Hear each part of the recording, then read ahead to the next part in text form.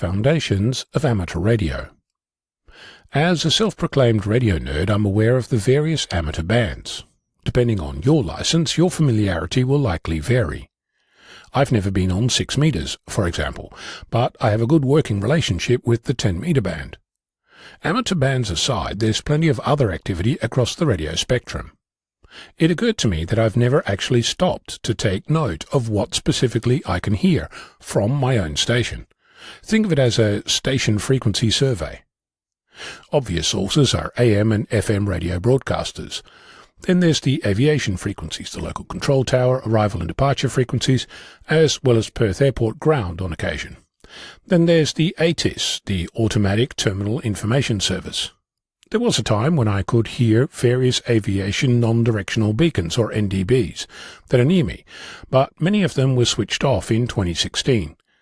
I haven't yet found a current list of which of the 213 remaining navigation aids that form part of the backup navigation network across Australia are still on the air.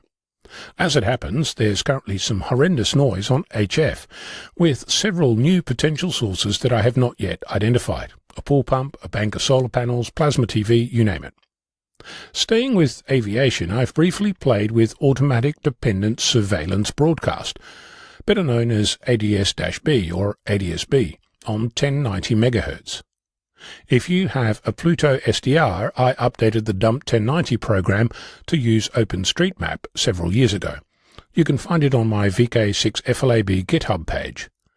If you want to see some very interesting visualizations for ADS-B, have a look at the adsb.exposed website. Further up the frequencies are things like 2.4 and 5 GHz Wi-Fi. In a previous life, before I was an amateur, I played with Ku-band satellite frequencies in the range between 12 to 18 GHz, specifically DVB-S or Digital Video Broadcasting Satellite. While that's an impressive list of things, it leaves an awful lot of unexplored territory. For example, the local trains and public transit authority, the fire and emergency services, the volunteer bushfire brigades, water bombers, and the like.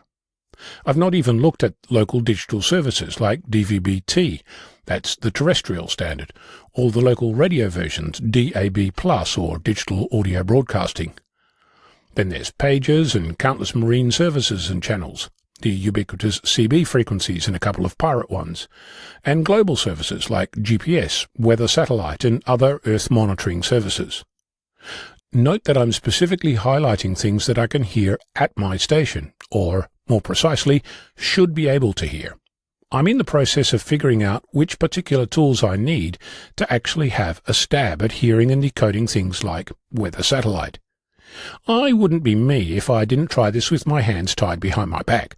I'm limiting myself to things I can hear using the antennas that I already have. I don't, well, not at this stage, want to start building and installing more antennas.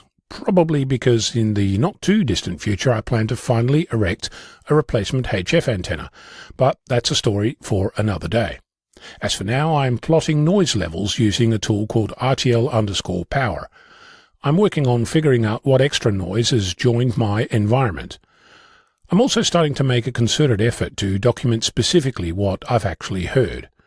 Not so much a continuous log, more of a one-way log, if you like. Some might call it a shortwave listener log. What RF sources have you heard in your shack, and how many of them did you document? I'm Onno, Victor Kilo 6, Foxtrot Lima, Alpha Bravo.